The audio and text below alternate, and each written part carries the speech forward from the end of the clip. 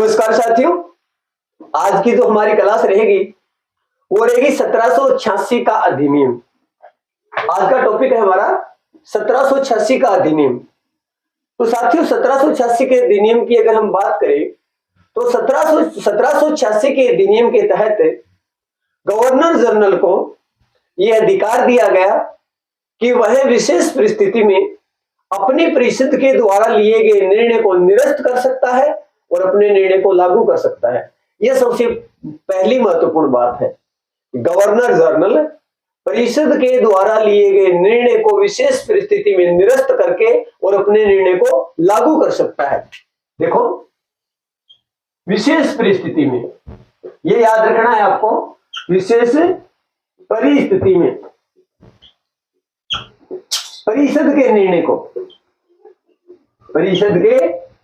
को निरस्त करेगा और अपने निर्णय को लागू करेगा। यह अधिकार दिया गया गवर्नर जनरल को।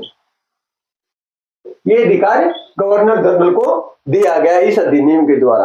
और साथियों, इस अधिनियम की जो हम अगली बात करें वो ये है कि गवर्नर जनरल को प्रधान सेनापति की शक्तियां दी गई।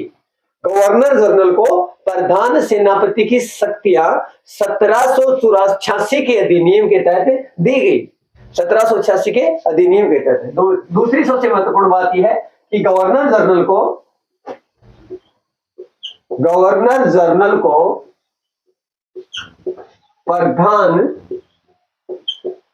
सेनापति की शक्ति दी गई। सेनापति की शक्तियां दी गई।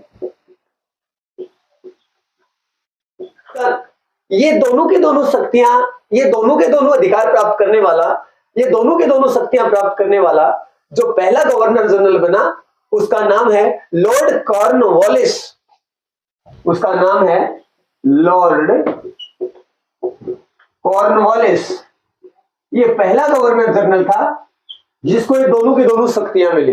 एक तो प्रधान सेनापति और दूसरी है अपने परिषद को निर्णय को निरस्त करके और अपने निर्णय को लागू कर। तो साथियों, कल मिलेंगे एक नई क्लास के साथ। तब तक के लिए सभी साथियों को जय हिंद, जय भारत, धन्यवाद।